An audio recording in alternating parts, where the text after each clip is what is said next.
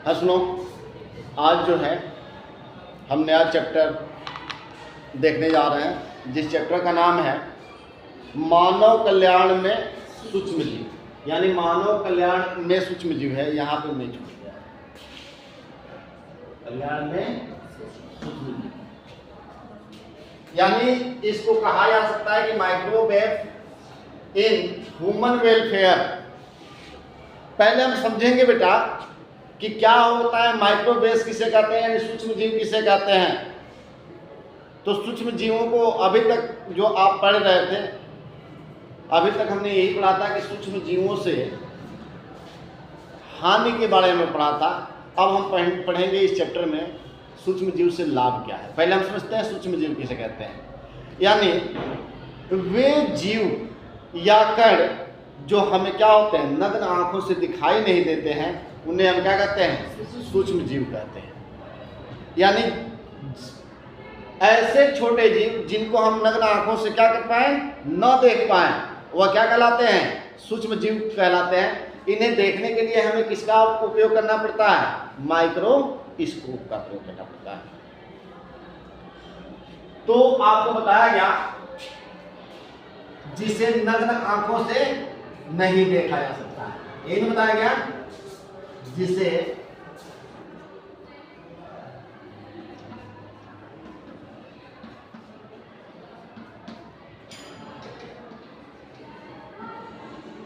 वह क्या कहलाता है, वह क्या कहलाता है बेटा, सूक्ष्म जीव कहलाता है। और सूक्ष्म जीव को देखने के लिए किसका उपयोग करना पड़ता है, माइक्रोस्कोप का। किसको, माइक्रोस्कोप का उपयोग करना पड़ता है। अगर सूक्ष्म जीवों को देखना है तो हमें किसकी जरूरत पड़ेगी, माइक्रोस्कोप, यानी सूक्ष्मदर्शी की क्या होती है, आवश्यकता होती है। इसका अध्ययन जो है, सूक्ष्म जीवों का अध्ययन कहाँ किया जाता है बेटा, इनका अध्ययन की बात की जाए तो अध्ययन सूक्ष्म जीवों का अध्ययन किसमें किया जाता है, किस शाखा में किया जाता है। तो देखो, सूक्ष्म जीवों का अध्ययन जिस शाखा में किया जाता है उसको कहा जाता है माइक्रोबायोलॉजी। क्या कहा जाता है, माइक्रोबायोलॉजी। बताया गया, ध्यान देना, एक बार और ध्यान सुनते हैं। हमने यही बताया कि ऐसे सूक्ष्म जीव जिनको हम अपने नग्न आंखों से नहीं देख सकते हैं, उसे हम क्या कहते हैं, सूक्ष्म जीव। यानी जिन कणों या जिन जीवों को हम नग्न आंखों से नहीं देख सकते हैं, वो क्या कहलाते हैं, सूक्ष्म जीव कहलाते हैं। सूक्ष्म जीव को देखने के लिए माइक्रोस्कोप का क्या होता है, प्रयोग करना पड़ता है, सूक्ष्मदर्शी का सहायता लेना पड़ता है। अब बताया गया कि सूक्ष्म जीव का जिस शाखा में अध्ययन किया जाता है उसे क्या कहा जाता है, माइक्रोबायोलॉजी, यानी सूक्ष्म जीव विज्ञान कहा जाता है। क्या कहा जाता है, सूक्ष्म जीव विज्ञान कहा जाता है। अब माइक्रोबायोलॉजी के जनक कौन थे, ध्यान देना, माइक्रोबायोलॉजी के जनक किसको माना जाता है। तो माइक्रोबायोलॉजी के जनक, अगर इनके फादर्स की बात करें कि इसके फादर्स कौन है, फादर्स यानी जनक, माइक्रोबायोलॉजी के फादर्स किसको कहा जाता है बेटा, तो इनका जो है नाम नोट कर लेना, एंटोन वेन लिविनहाग,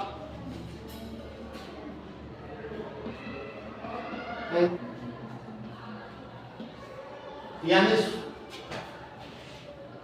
बताया गया माइक्रोबायोलॉजी के जनक किसको कहा जाता है, एंटोन वेन लिविनहाग।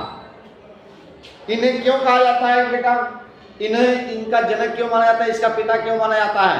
तो ये वो वैज्ञानिक थे, एंटोन वेन लिविनहाग, जिन्होंने सबसे पहले बारिश के पानी में सूक्ष्म जीवों को देखा।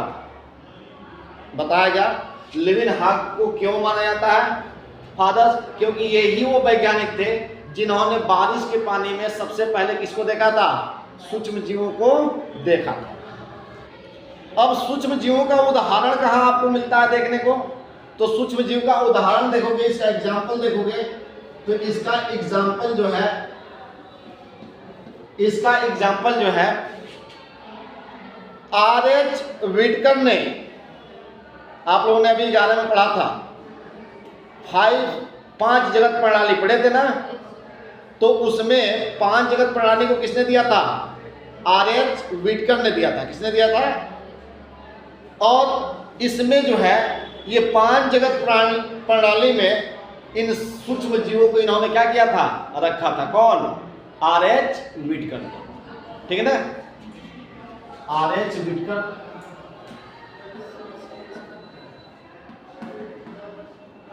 व्हिटकर जो है सूक्ष्म जीवों को किसमें रखे हैं? 5 जगत प्रणाली में। ठीक है, तो यहां तक की बात आपको समझ में आ गई। क्या क्या बताया गया है एक बार फिर दोहरा देते हैं, फिर एक बार समझ लेते हैं। बताया गया, हम नया चैप्टर कौन सा पढ़ रहे हैं? मानव कल्याण में सूक्ष्म जीव।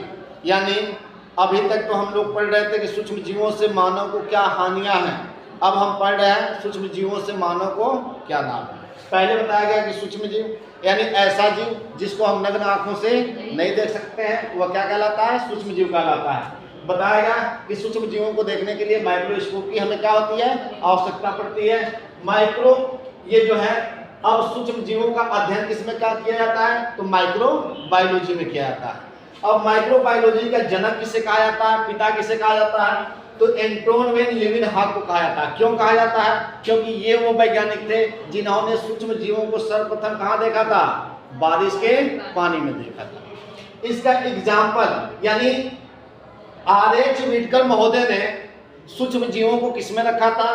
तो 5 जगत प्रणाली में रखा था। यहाँ तक हाँ देखते हैं बेटा, सूक्ष्म जीव मिलते कहाँ हैं या सूक्ष्म जीव पाए कहाँ जाते हैं? तो देखो, जो सूक्ष्म जीव है ये सर्वव्यापी होते हैं। क्या होते हैं? सूक्ष्म जीव क्या होते हैं? कहाँ पाए जाते हैं? तो ये सर्वव्यापी होते हैं। सर्वव्यापी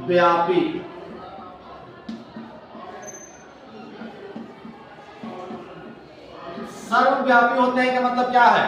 यानी ये हर जगह पाए जाते हैं, हर स्थान पर पाए जाते हैं। अब जैव मंडल में हम देखें, जैव मंडल में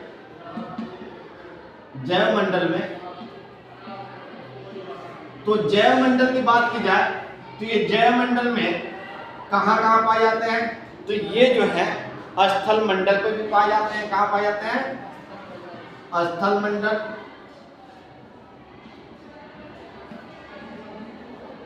दूसरा जो है जल मंडल,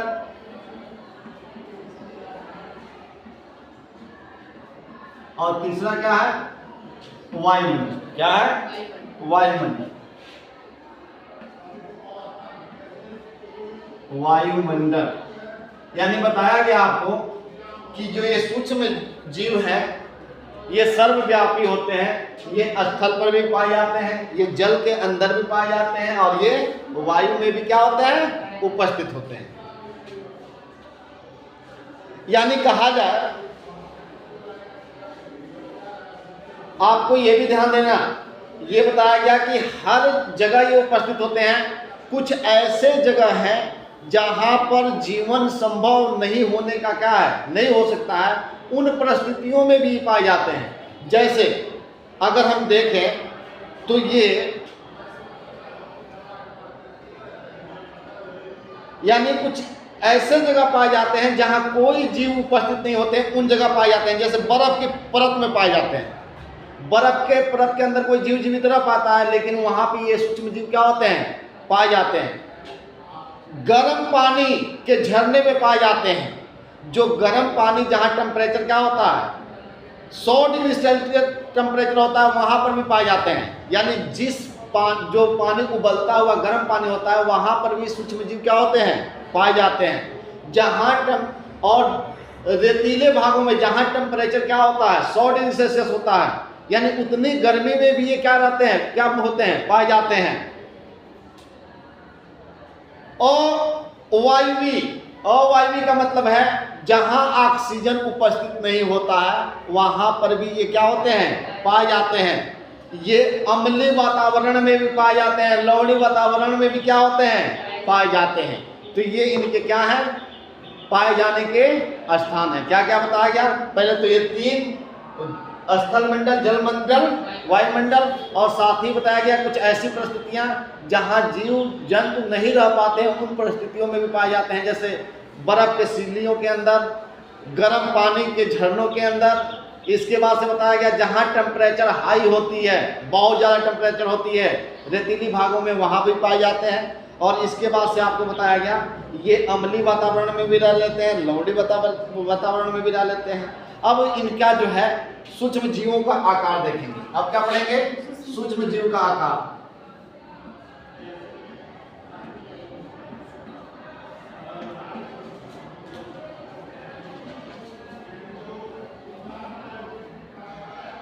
अब ये किस आकार के होते हैं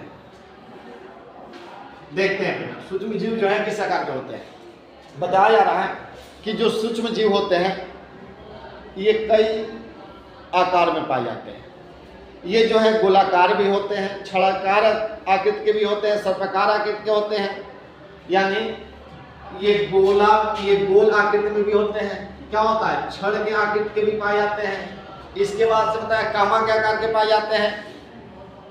इसके बाद से सर्पाकार आकृति के पाए जाते हैं, यानी जो सांप के आकृति में भी ये क्या होते हैं? पाए जाते हैं, यानी इनका आकृति भिन्न भिन्न होता है। पहला बताया गया गोलाकार, बेलनाकार, इसके बाद से सर्पाकार, छड़ाकार आदि आकृतियों में ये क्या होते हैं? पाए जाते हैं।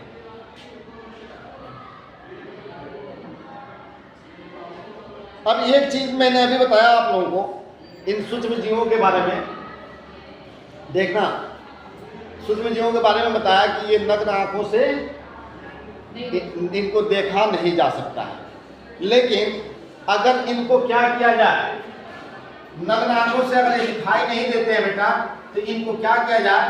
किसी पोषण माध्यम में रखा जाए। सूक्ष्म जीवों को क्या कर दिया जाए? पोषण माध्यम में, ये पोषण है, और इस पोषण माध्यम में छोटे छोटे जीवों को क्या कर दिया जाए? रख दिया जाए। बहुत सारी संख्या इनको क्या हो जाए? बढ़ जाए। जब इनकी संख्या बढ़ जाती है, पहले एक होगा तो दिखाई नहीं देगा, लेकिन बहुत सारे सूक्ष्म जीव एक साथ मिल जाएंगे किसी पोषण माध्यम में, तो ये हमें क्या होते हैं? दिखाई देते हैं। तो हम ऐसे भी खुले आंखों से भी इन्हें क्या कर सकते हैं? देख सकते हैं। यानी सिंगल होगा तो हमें दिखाई नहीं देगा, लेकिन बहुत सारे एक साथ होंगे तो हमें क्या होंगे? दिखाई देंगे। अब सूक्ष्म जीव का उपयोग देखते हैं। यहां तक बात समझ में आ गई? अब हम पढ़ेंगे सूक्ष्म जीव का उपयोग। क्या पढ़ेंगे? सूक्ष्म जीव का उपयोग।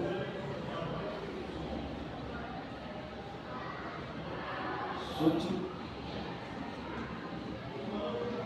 जीव का उपयोग। देखो, जैसे बताया गया कि सूक्ष्म जीव जो है हमारे लिए नुकसानदायक भी होते हैं, तो कुछ सूक्ष्म जीव क्या होते हैं? लाभदायक। हम सूक्ष्म जीवों का उपयोग कहाँ करते हैं? तो पहला जो है घरेलू स्तर पर उत्पाद बनाने में। पहला किसमें करते हैं? घरेलू स्तर पे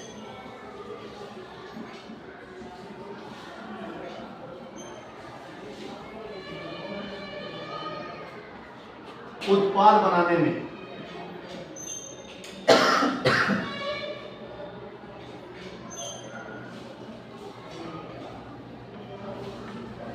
ठीक है, तो पहला आपको मिला कि सूक्ष्म जीवों का सबसे पहले उपयोग क्या होता है? तो हम जो है घरेलू स्तर पर कुछ उत्पादों का निर्माण करते हैं, उसमें इनका क्या करते हैं? सूक्ष्म जीवों का उपयोग करते हैं। दूसरा जो है औद्योगिक स्तर पर उत्पाद बनाने में, घरेलू स्तर के उत्पाद बनाने में भी इसका उपयोग होता है। और दूसरा क्या बताया गया? औद्योगिक स्तर पर, यानी औद्योगिक स्तर पर उत्पाद बनाने में भी इनका क्या होता है? उपयोग होता है। ठीक है ना? तीसरा जो है वाहित मल उपचार में इनका उपयोग किया जाता है। किसमें क्या आता है? वाहित मल उपचार में इनका उपयोग किया जाता है। तीसरा जो है, ध्यान नोट कर लेना, वाहित मल उपचार में इनका उपयोग किया जाता है। चौथा जो है, चौथा नोट कर लेना, बायोगैस निर्माण में उपयोग किया जाता है। किसमें किया जाता है? बायोगैस निर्माण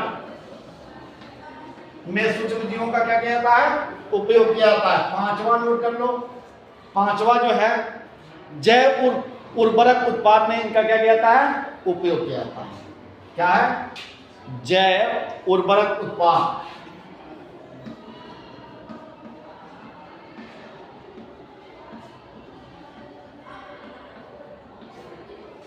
ठीक है, अब ध्यान रखना, बताया गया सूक्ष्म जीव का उपयोग कहाँ कहाँ होता है। तो सूक्ष्म जीव का उपयोग जो है निम्न रूप में किया जाता है। पहला बताया गया घरेलू स्तर पर जो कुछ उत्पाद बनाए जाते हैं जिसमें सूक्ष्म जीवों का क्या किया जाता है, उपयोग किया जाता है। दूसरा बताया गया औद्योगिक स्तर पर, औद्योगिक स्तर पर भी क्या होता है, कुछ जीव सूक्ष्म जीवों को क्या किया जाता है, उपयोग में लिया जाता है। ठीक है ना, यानी औद्योगिक स्तर पर कुछ सूक्ष्म जीवों का उत्पाद बनाने में इनका उपयोग किया जाता है। तीसरा बताया गया कि वाहित मल के उपचार में, यानी वाहित मल के उपचार में भी इनका क्या होता है, सूक्ष्म जीवों का उपयोग होता है। और बायोगैस बनाने में, बायोगैस के निर्माण करने में भी सूक्ष्म जीवों का क्या किया जाता है, उपयोग किया जाता है। और पांचवा बताया गया जैव उर्वरक उत्पाद में भी इनका उपयोग किया जाता है। तो ये रहा इनका क्या उपयोग। तो ठीक है, आपने क्या क्या पढ़ लिया, सूक्ष्म जीव पढ़ लिया। सूक्ष्म जीव के बाद से आप लोगों को बताया गया कि सूक्ष्म जीव कहाँ कहाँ पाए जाते हैं, ये बता दिया गया। सूक्ष्म जीव का आकृति बता दिया गया। ठीक है ना, सूक्ष्म जीव पढ़े, सूक्ष्म जीव का क्या पढ़े, सूक्ष्म जीव का क्या पढ़े, आकार पढ़े। सूक्ष्म जीव कहाँ पाए जाते हैं ये पढ़ लिए, और सूक्ष्म जीवों का उपयोग कहाँ किया जाता है ये पढ़ लिए। ठीक है ना, अब हम सबसे पहले देखेंगे घरेलू उत्पाद में सूक्ष्म जीवों का उपयोग, जो पहला है। अब एक एक करके हम क्या करेंगे, पढ़ेंगे। अब देखो घरेलू स्तर पे सूक्ष्म जीवों का प्रयोग क्या कैसे किया जाता है बेटा। घरों में इडली डोसा बनता है, इडली डोसा खाए हो, या टोडी बनता है, या पनीर बनता है, दही बनता है, ब्रेड बनता है। ठीक है ना, यानी मान लो दही, चलो और दही सब लोग जानते हो, दही आपके घर में यानी दूध से दही बनाया जाता है। तो ये किसके प्रयोग से बनाया जाता है, सूक्ष्म जीवों के। जो दही होता है, थोड़ा सा दही का उसमें आप क्या करते हो, अपने देहाती भाषा में जिसे जोरन कहा जाता है, थोड़ा सा डाल दिया जाता है, और वह क्या होता है, वो सूक्ष्म जीव होते हैं, वह सूक्ष्म जीव उसमें प्रवेश करते हैं और अपनी संख्या को बढ़ाकर एक समय ऐसा आता है कि पूरा क्या बन जाता है, वो दूध थक्का जम जाता है। ठीक है ना, तो यानी दही बनाने में, ब्रेड बनाने में, इडली डोसा बनाने में, तोड़ी बनाने में और पनीर बनाने में किसका उपयोग किया जाता है, सूक्ष्म जीवों का उपयोग किया जाता है। और ये कहाँ पे किया जाता है, घरेलू स्तर पे किया जाता है। ठीक है ना, अब ये किया कैसे जाता है, तो किड़वन द्वारा किया जाता है। किसके द्वारा किया जाता है, किड़वन। पहले हम समझेंगे किड़वन क्या है। ठीक है ना,